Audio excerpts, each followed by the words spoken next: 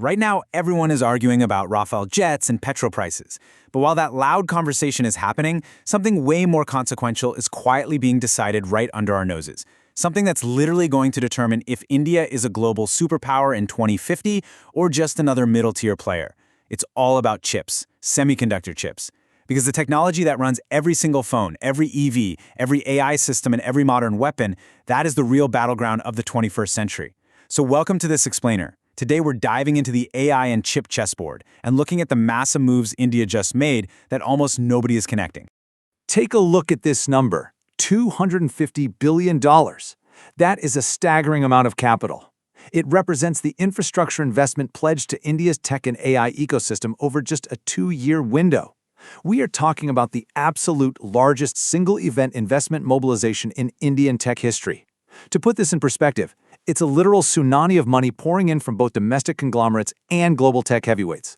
But here's the $250 billion question. What is all that cash actually buying? Well, it's definitely not just another app or software update. For 30 years, India had this hidden advantage. We had 20% of the world's chip design engineers, but zero actual chip factories. That is finally changing. This money is buying the hardware, the compute, and ultimately the geopolitical power to ensure our economy and military are completely self-reliant. Let's jump into Section 1, the new great game and the geopolitics of AI. If you look at the global board right now, there's an intense tug of war going on. On one side, you've got the US bloc, pushing hard for market-led, voluntary AI frameworks, basically running a race for total technological dominance.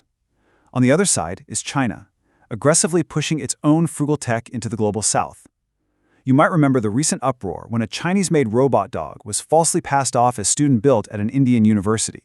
That sparked a massive national wake-up call about our reliance on foreign tech. We literally can't afford to be dependent. And this is where India is playing a brilliant hand with its multi-alignment strategy. It's basically the classic non-alignment playbook, but completely modernized for the AI era. We're securing billions from US tech giants. Think $15 billion from Google, $50 billion from Microsoft. We joined the US-led Pax Silica alliance. But at the exact same time, we're co-signing the New Delhi Declaration with 88 nations, including strategic rivals like China and Russia. India's acting as the ultimate bridge power here, keeping complete strategic autonomy while playing the board perfectly. Which brings us to Section 2, the absolute masterstroke, Pax Silica and the Quad. Let's talk about move number 3 in India's playbook, and it's a huge one, Pax Silica. This is a historic, US-led coalition with nations like Japan, the UK, and Australia, and India formally joining it is a game-changer. Why? Because this alliance controls the global supply chain. It controls who gets the critical minerals, who gets the advanced chip designs, and who gets the crucial ASML machines for manufacturing. By jumping in, India is helping to actively cut China out of the advanced semiconductor supply chain, which is already causing China's ASML revenue to plummet, while securing the physical chips we need for our own AI future. You can see this strategy perfectly integrated into the Quad. The Quad isn't just about traditional military defense anymore. It has evolved a massive tech layer. Through initiatives like ICET, the US, India, Japan, and Australia are literally rerouting the entire global chips supply chain.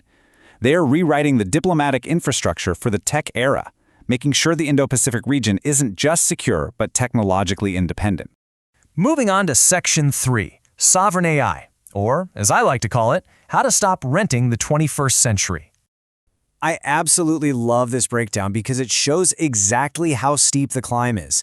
Look at where we are today versus the 2030 target. We need to jump from around 5,000 GPUs to over 500,000. We need to scale our AI talent from under 50,000 specialists to a massive 1 million strong workforce. The goal here is to take indigenous models like Sarvam and Barajin and elevate them into the top 10 frontier models globally. This is what building genuine, sovereign AI actually looks like. No more importing, no more renting. And to hit those numbers, we're seeing some aggressive domestic moves. Reliance Jio is throwing down $110 billion for gigawatt-scale data centers. Adani is backing that up with another $100 billion. And remember those chip factories we talked about earlier? This is where moves like the new Dholera Fab, a 91,000 crore rupee facility aiming to pump out 3 billion chips a year, and the Micron plant in Sanand, which is already shipping millions of made-in-India chips, come into play. Even startups like Sarvam AI are getting record GPU compute credits to build massive indigenous models. We are finally transitioning from just consuming digital products to true hardware sovereignty. Let's hit Section 4, transforming the grassroots. Because this isn't just about abstract server farms, it's about what happens on the ground. Check this out. Manufacturing 4.0 is putting AI and physical robotics directly onto the factory floor. We're talking predictive maintenance and computer vision, cutting industrial waste by 20 to 40%. This is what happens when you combine our newly secured semiconductor supply chain with advanced AI. It makes Make in India a highly efficient, technologically advanced reality. At the exact same time, this insane compute power is totally transforming rural governance. You've got tools like Sabasar using AI to automatically structure meeting minutes from audio, and Bashanini breaking down language barriers across over 22 languages. When you combine this with digital mapping tools, we are literally automating and democratizing governance for hundreds of millions of people. It's making the whole system more transparent than ever. But to make all this tech run, you need humans. 10 million of them, to be exact. That's the target for training a massive AI-proficient workforce by the end of the decade. Across 315 universities, an incredible pipeline of talent, including hundreds of thousands of semiconductor engineers, is being built. Through major public and private partnerships, India is launching a mass skilling movement at a scale the world has literally never seen before. Which brings us to our final point. Section 5. Owning the 21st century. I think this quote really hits the nail on the head. The mandate is clear. We built world-class digital public infrastructure like UPI. We sent a rover to the moon with Chandrayaan. Now we're deciding to build indigenous, scalable AI tech from the ground up, rather than just hosting foreign platforms on Indian soil. It's about ensuring the data, the chips, and the models that define our future actually belong to us. So I'm going to leave you with this to ponder. With the international board set, the chip alliance is formed, and hundreds of billions of dollars in motion. Is India moving fast enough in this chip race? Or are we still 10 years behind? And is a $1 trillion AI impact by 2030 just too ambitious? Let me know what you think. Thanks for joining me on this explainer. Keep connecting the dots, and I'll catch you in the next one.